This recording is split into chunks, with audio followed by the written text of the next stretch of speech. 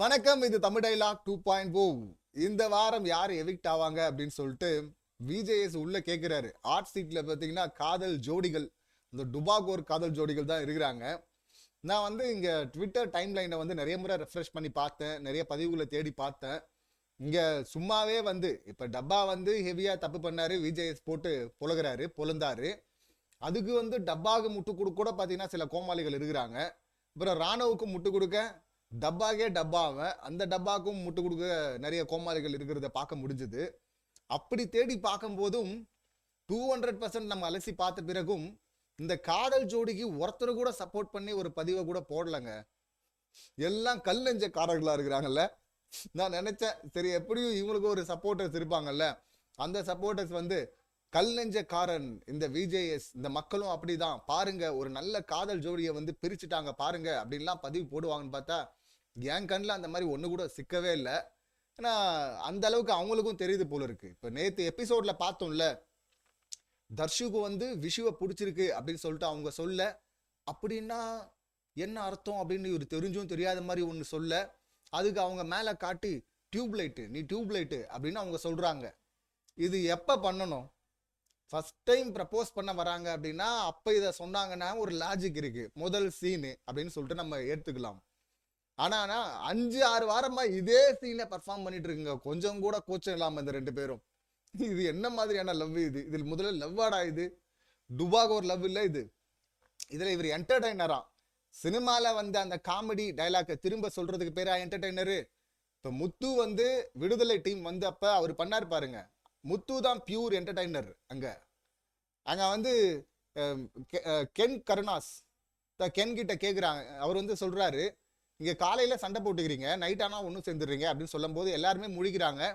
வேற என்ன பண்றது அப்படின்னு எல்லாரும் சொல்லிட்டு இருக்கும்போது முத்து ஒன்று கொடுத்தாருல எக்ஸ்பிளனேஷன், அது ஒன்றும் இல்லைங்க, வெளியில ஒருத்தரை பிடிக்கலன்னா நம்ம இந்த பக்கம் திரும்பிட்டு போயிடலாம். ஆனா இங்க இவனை பிடிக்கலன்னு இந்த பக்கம் திரும்பினா அங்க வேற ஒரு பிடிக்காதவன் இருக்கிறான். சரி, அங்கிருந்து இன்னொரு பக்கம் திரும்பினா அங்க வேற ஒரு பிடிக்காதவன் இருக்கிறான். வேற என்ன பண்றது அப்படின்னாருல. எல்லாருமே பயங்கரமா சிரிச்சாங்கல்ல, என்ஜாய் பண்ணாங்கல்ல. அதுதான் என்டர்டைன்மெண்ட். அவன் தான் பியூர் என்டர்டைனர். அவர் ப்ரொஃபஸரு என்டர்டைன் மோட்லயும் பார்த்தீங்கன்னா இறங்கி அடிப்பாரு. ஸோ அவர் தான் என்டர்டைனர், இந்த டுபாகோர் கிடையாது. ஏற்கனவே காமெடியா வந்த படத்துடைய டைலாக பேசிட்டா இவர் என்டர்டைனர் ஆயிடுவாரா? அங்க வந்து மஞ்சு மேடம் டான்ஸ் ஸ்டெப் போடணும் அப்படின்னு சொல்லிட்டு அவங்க கையை பிடிச்சி சென்டர் ஸ்டேஜுக்கு கூட்டு போய் நிப்பாட்டா அவர் வந்து ஹீரோ ஆயிடுவார். அவரு ஹீரோ அப்படின்னு சொல்லிட்டு இந்த கோமாளி ஒன்று பண்ணிட்டு இருக்கிற அப்படி காமெடிங்கிற பேர்ல. அந்த பக்கம் பார்த்தீங்கன்னா டப்பா, அவரு தன்னை ஒரு பெரிய ஹீரோவா நினைச்சுக்கிட்டு.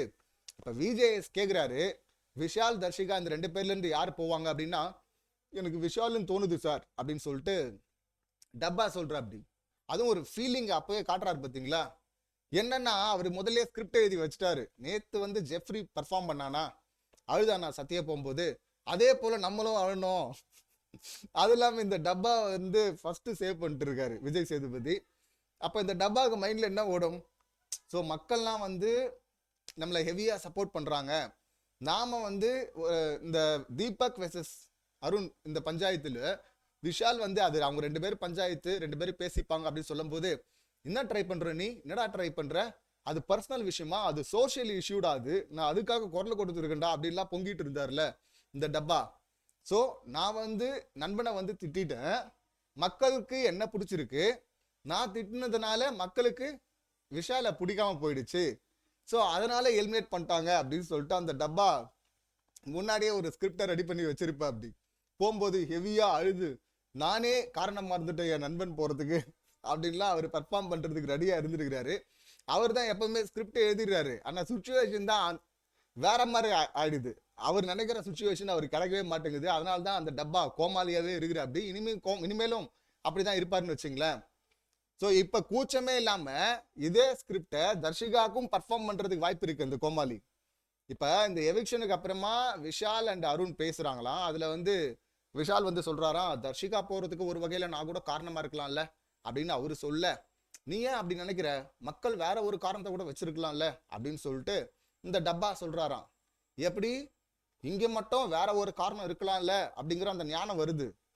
இதுவே முத்துன்னா, சாச்சனா போறதுக்கு காரணம் முத்து தான், முத்து கூட சாச்சனா பேசினா, அவங்க கூட சேர்ந்துட்டு இருந்தா பேசிட்டு இருந்தா, அதனாலதான் சாச்சனாவை தூக்கிட்டாங்க அப்படின்னு சொல்ல வருது பார்த்தீங்களா. அதுக்கு பேரு தான் வன்மம், அதுதான் இந்த டப்பா. அப்புறம் அந்த 200% பத்தி முத்து சொல்றாரு. முத்து ஏற்கனவே கீழ்ச்சி விட்டாரு. அதுவும் ஒரு காரணம். இவங்க மொக்க பிளேவை அருண் வந்து அப்படி மார்க் பண்றான், இப்படி வந்து டப்பான்னு சொல்றான், ஹம்பகுங்கிறான், மவுத் பீஸ் அப்படிங்கிறான், கலை அப்படிங்கிறான், புடுங்கிட்டாங்கிறான். இந்த மாதிரி ஏகப்பட்ட வார்த்தைகளை சொன்ன பிறகும் முத்து வந்து திருப்பி பதில் சொன்னா, முத்து அப்படி பண்ணக்கூடாது, அருண் அப்படி பண்ணலாம், அருண் அப்படிதானே அப்படின்னு சொல்ல வருதுன்னா எவ்வளோ பெரிய டுபாகோர். ஏன்னா திருட்டு கேங் இல்ல, திருட்டு கூட்டம்ல. அப்படின்னா இவங்க ஒருத்தர் மாற்றி ஒருத்தர் அப்படிதான் சப்போர்ட் பண்ணிப்பாங்க, முட்டு கொடுத்துப்பாங்க. ஸோ அதனால தான் பார்த்தீங்கன்னா எப்படி சொல்ல வருது பாருங்க. இதில் டாஸ்கில் நடந்த ஒரு சின்ன தப்புக்கு பார்த்தீங்கன்னா கில்ட்டாக ஃபீல் பண்ணலையாம்.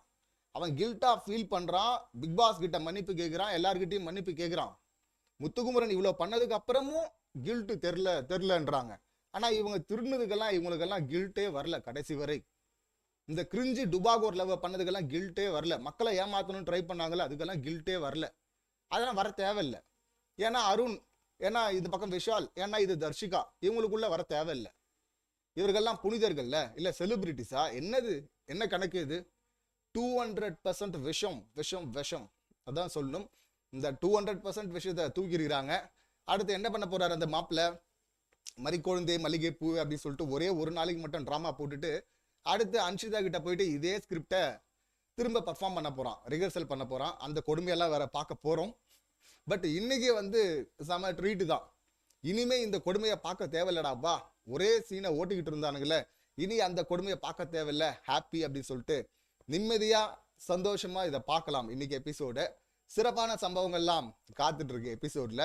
ஸோ இந்த சம்பவங்களை நீங்க எப்படி பாக்குறீங்க, உங்க கருத்து என்ன அப்படிங்கறத கமெண்ட் பண்ணுங்க. மீண்டும் அடுத்த வீடியோல சந்திக்கலாம். நன்றி, வணக்கம்.